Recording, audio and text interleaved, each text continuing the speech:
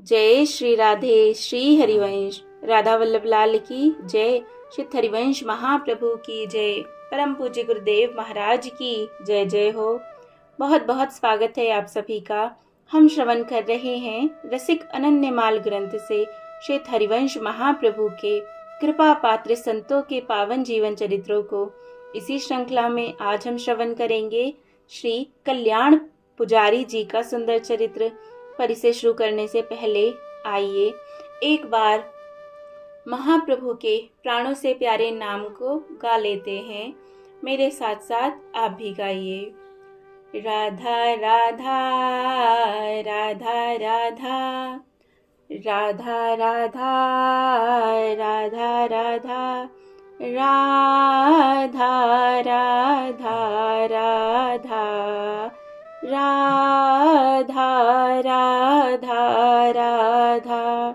जय राधा श्री राधा, जय राधा राधा राधा राधा राधा। जय श्री राधे। चलिए शुरू करते हैं। श्री कल्याण पुजारी जी।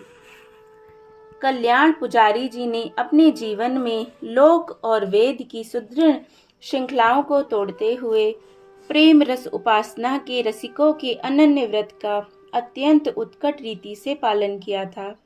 इनकी रहनी और कहनी सबसे अलग थी। ये गोस्वामी वनचंद्र जी के शिष्य थे।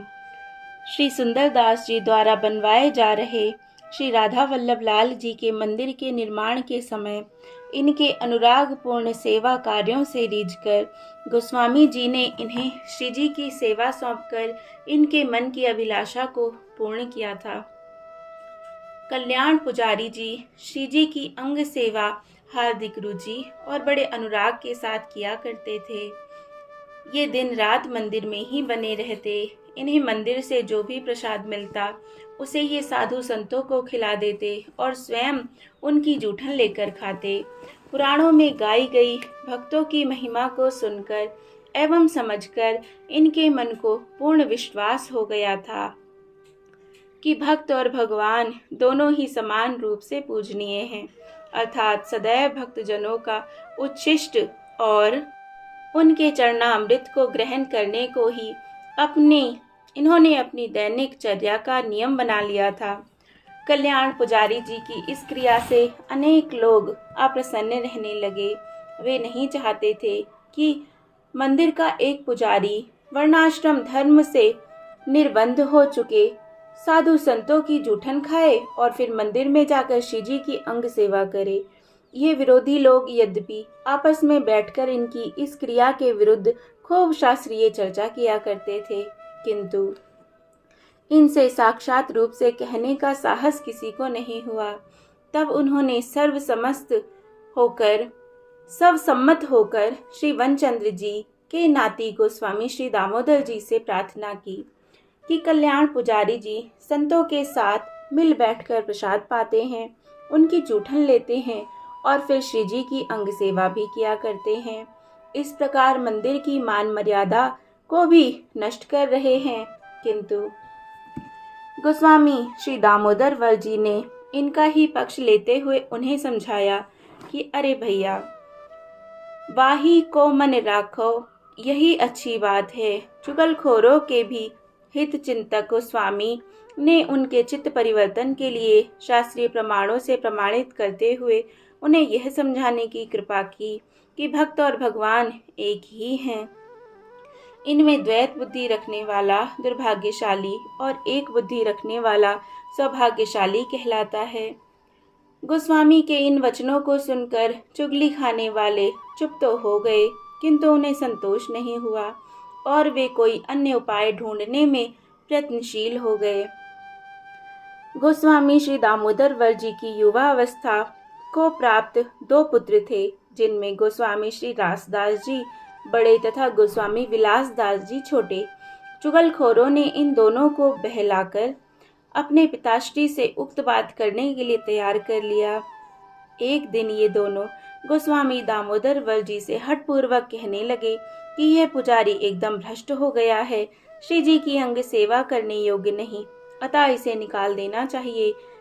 जब यह बात कल्याण पुजारी जी को ज्ञात हुई तो इन्होंने स्वयं ही मंदिर की ताली गोस्वामी दामोदरवर जी के श्री चरणों में समर्पित कर दी और अत्यंत उदास चित्त से वहां से उठकर चले गए, क्योंकि ये नहीं चाहते थे कि इनकी किसी बात से गुरुकुल का कोई बालक भी असंतुष्ट हो।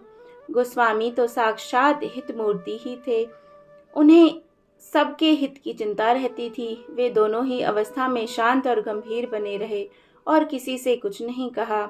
उस दिन श्री जी की सेवा किसी दूसरे व्यक्ति ने ही की। श्री जी तो प्रीति के भूखे हैं, जिसका नवीन पुजारी में सर्वथा अभाव था।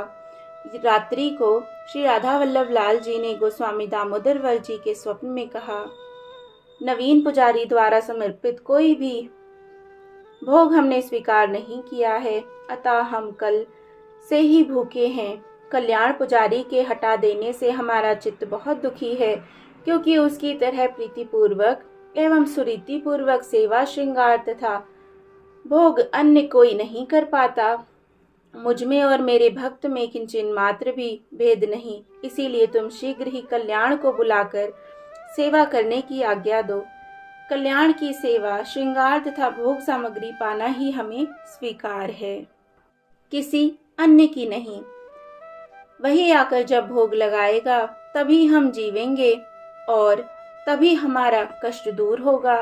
गोसाई जी ने कल्याणपुरी जी के साथ समस्त नाद बिंदु परिकर को बुलवाकर स्वप्न द्वारा प्राप्त परमेष्ठ के उस आदेश को सुनाते हुए उन्हें भली भांति से समझाया और कल्याणपुरी जी को मंदिर की ताली देकर आज्ञा दी कि तुम अपनी निष्ठा एवं पूर्व रीति से ही प्रभु की सेवा करो। इस घटना से सबके चित्त परिवर्तित हो गए और मन क्रम वचन से उनकी प्रभु और भक्तों में अभेद बुद्धि हो गई। जय जय। कल्याण पुजारी जी की एक और बात भी विशेष रूप से उल्लेखनीय है, जो तत्कालीन महानुभावों के लिए एक आदर्श थी, और वह थी श्रीहित धर्म के प्रति इनकी उत्कट अनन्यता। ये अपने इष्ट श्री राधा वल्लभ लाल जी के मंदिर के अतिरिक्त अन्य किसी मंदिर में दर्शन करने तक नहीं जाते थे। प्रसाद और चरणामृत लेने की बात तो दूर की ही है। अन्य महानुभाव जो कि अन्य अन्य मंदिरों के दर्शन करके आते थे, वे इनसे वहां के सुख सौंदर्य तथा वहां की श्री शोभा का वर्णन अति रंजित रूप से किया करते थे। तब ये उनसे पूछते कि क्या आपने कहीं पर श्री लाल जी की जीवन संजीवनी श्री प्रिया जी की प्रधानता देखी है, अथवा श्री कृष्ण जी को उनकी वंदना करते देखा है? यह बात यहाँ के सिवाय कहीं नहीं है। इसीलिए आप लोगों को उचित है कि इधर उधर ना भटक कर अंतरंग और बहिरंग इन दोनों दृष्टियों से सदा सर्वदा अपने इष्ट के ही दर्शन करने चाहिए। दूसरी जगह दर्शन करने में एक और आपत्ति यह भी है कि यदि वहाँ की सेवा में अपने यहाँ से कोई विशेषता दिखलाई दे जाए तो अपने मंदिर के प्रति हीनता का भाव उदय हो सकता है, और यदि वहाँ कोई कमी दिखाई दे जाए तो इससे अपराध में पड़ना बहुत बड़ा अपराध हो जाएगा। अतः अपने एक पातिव्रत धर्म में एक निष्ठ होकर सर्वत्र एक वही अपने इष्ट ही विराज रहे हैं, ऐसा ही विचारना चाहिए। जब यह भावना परिपक्व हो जाएगी तब जगह जगह डोलने की अनावश्यक इच्छा का जन्म ही नहीं होगा, और इस प्रकार से कहीं पर न्यूनाधिक देखने के अपराध से भी बच जाएंगे। क्योंकि वास्तव में बात यह है कि जो सच्चे और टकसाली रसिक है, उन्हें श्री राधा चरण प्रधानता वाले स्थलों में ही सुख की अनुभूति होती है, अन्यत्र नहीं। इस प्रकार से कल्याण पुजारी जी अपने आदर्श चरित्रों द्वारा अपने जीवन में प्रेम रस उपासना एवं हित रस रीति का प्रत्यक्ष दर्शन कराते थे। कल्याण पुजारी जी की अपने इष्ट श्री राधा वल्लभ लाल जी में बड़ी अनन्य निष्ठा थी, और उसी के बल पर इन्होंने उनकी पूर्ण कृपा प्राप्त की। जय जय श्री राधे, जय जय श्री राधे, जय जय श्री राधे। कितने प्यारे चरित्र हैं ना महाप्रभु की कृपा पात्रों के। जय जय श्री राधे। श्री हरिवंश। अगर आपने चैनल को सब्सक्राइब ना किया हो तो ज़रूर करें। जय श्री राधे, श्री हरिवंश।